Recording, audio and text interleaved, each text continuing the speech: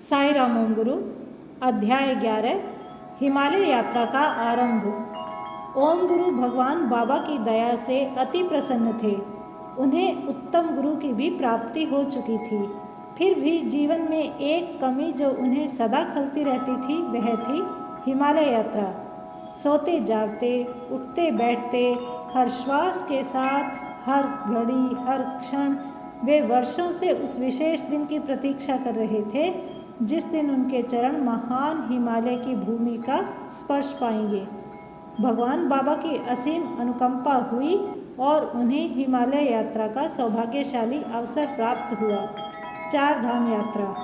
हिंदू धर्म में तीर्थ यात्रा के 4 पवित्र धाम बताए गए हैं: गंगोत्री, यमुनोत्री, केदारनाथ एवं बद्रीनाथ। हिंदू लोग मृत्यु से पूर्व कम से कम एक बार इन चारों धामों की यात्रा करने की कामना रखते हैं। ओम गुरु के अनुभवों के द्वारा हम इस यात्रा की महत्ता को जानेंगे, साथ ही उनके वर्णन से यात्रा का जीवंत अनुभव करेंगे। हिमालय विहार की ओम गुरु की वर्षों की प्रतीक्षा समाप्त होने का समय आ चुका था। सन 2007 में दयालु भगवान बाबा की कृपा से हिमालय का प्रथम अध्याय गंगोत्री प्रारंभ हुआ। सर्वप्रथम ओम गुरु दिल्ली गए, जहां से वे हरिद्वार की ओर बढ़े। हरिद्वार में गंगा माता के तीव्र बहाव ने उनका मन मोह लिया। वहां के साधुओं को देखकर उनका हृदय अनजाने भावों से भर गया। उनका मन उस प्रबल भावना से हिलोरें लेने लगा कि ढेरों चमत्कार उनकी राह देख रहे हैं। उस रात वे रुके तो हरिद्वार में थे, परंतु उनके सोच विचार तो उनके गुरुजी के मनपसंद स्थान गंगोत्री में थे। 1 माह पूर्व ही गंगोत्री का मार्ग खोला गया था। उन्हें यह भी स्मरण था कि उनके गुरुजी के गुरुजी महान संत योयो बाबा का वह निवास स्थान है।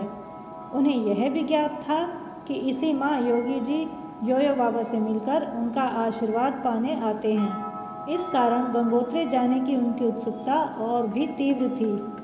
अगली सुबह उन्होंने गंगा नदी में स्नान कर स्वामी ज्ञान प्रभु जी के साथ बस द्वारा गंगोत्री की ओर प्रस्थान किया।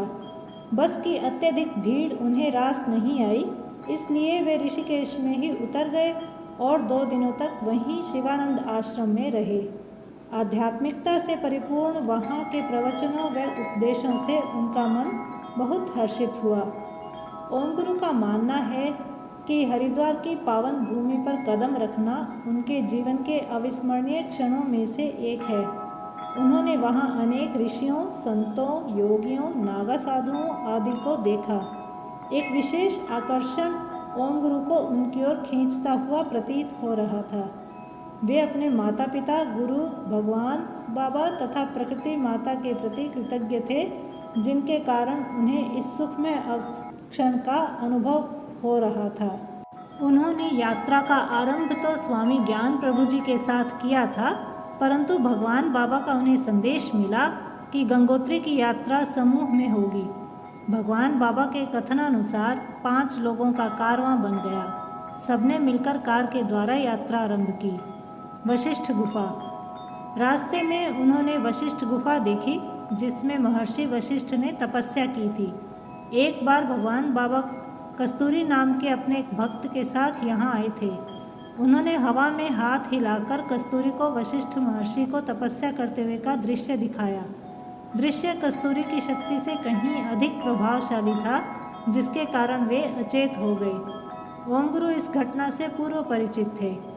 बाबा के आगमन वाली गुफा में उन्होंने 2 दिन रहकर साधना की। इससे उन पर आध्यात्मिक रूप से बहुत प्रभाव पड़ा। सुबह 8:30 बजे वे गुफा में प्रवेश कर ध्यानमग्न हो गए। वे इतने गहन ध्यान में चले गए कि आसपास के वातावरण से बेखबर हो गए। कुछ समय पश्चात उन्होंने किसी के द्वारा जगाने का एहसास पाया। समय देखा तो दोपहर के 3:30 बजे थे। वशिष्ठ गुफा की यही विशेषता है कि भूख, प्यास, नींद आदि सबसे नाता टूट जाता है, जो तपस्या को सहजता से करने में सहायक होता है। वशिष्ठ गुफा ओम गुरु की अविस्मरणीय यात्राओं का प्रथम चरण था। जय साई राम।